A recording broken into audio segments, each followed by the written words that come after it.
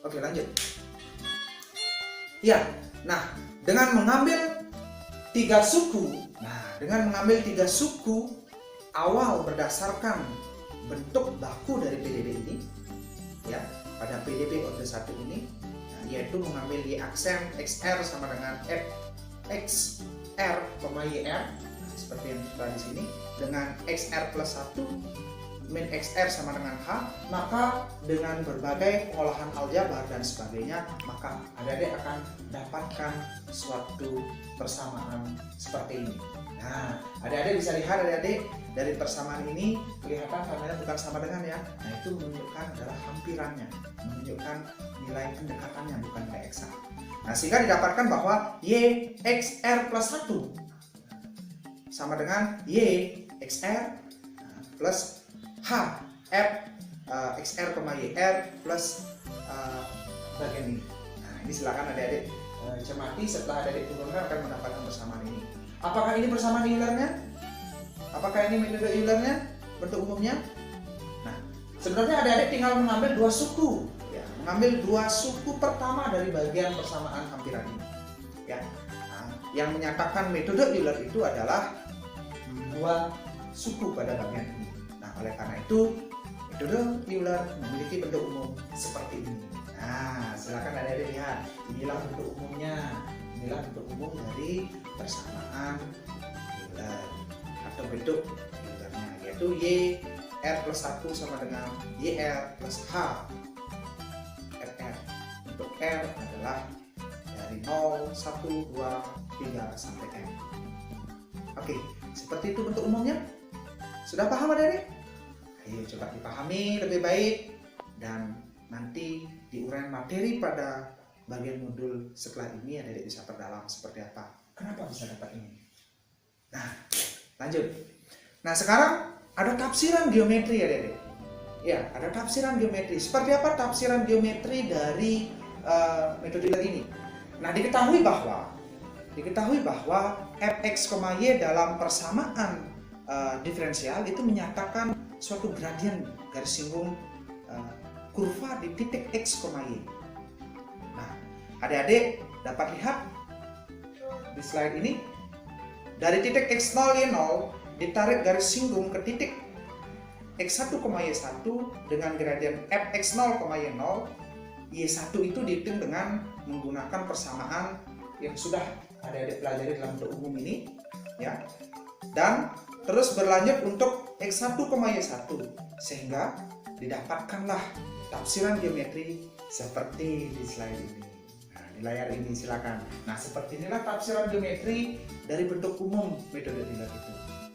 Nah, ini ada gradiennya dan sebagainya. Oke, lanjut. Nah, dari gambar yang sebelumnya,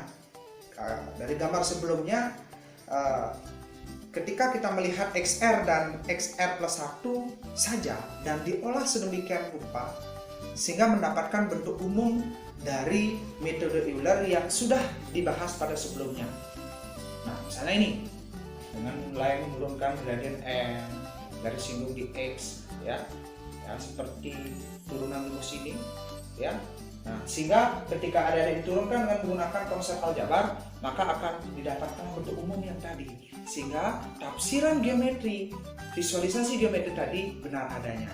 Lebih lanjut, nah ini bisa dilihat, ya, bisa dilihat tafsiran geometrinya yang mana merupakan garis singgungnya, misalkan dengan ruas garis AB dan sebagainya.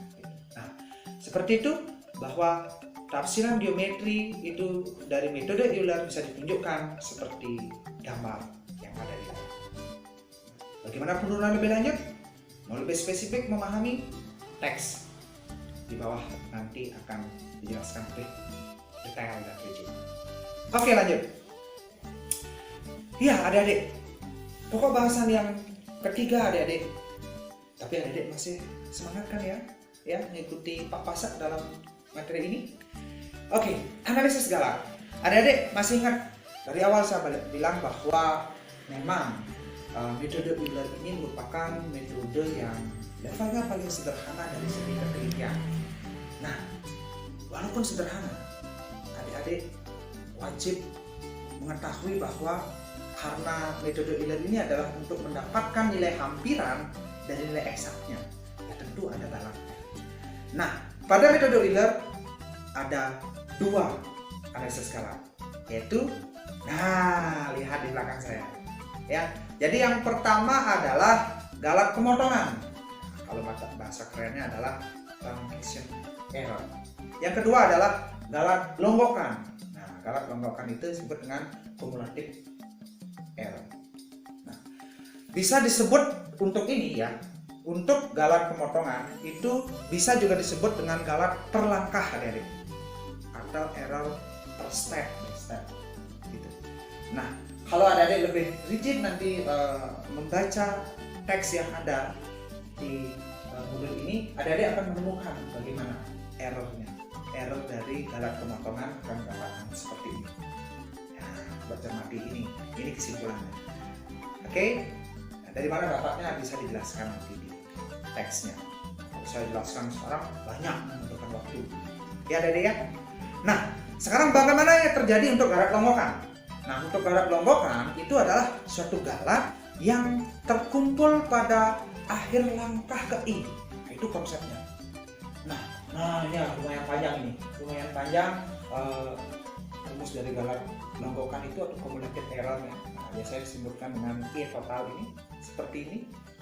Nah, jadi langkah yang dimaksud itu adalah dimulai di X0 sama dengan A dan berakhir di Xn sama dengan B ketika merujuk pada rumus ini. Nah, seperti apa penurunannya?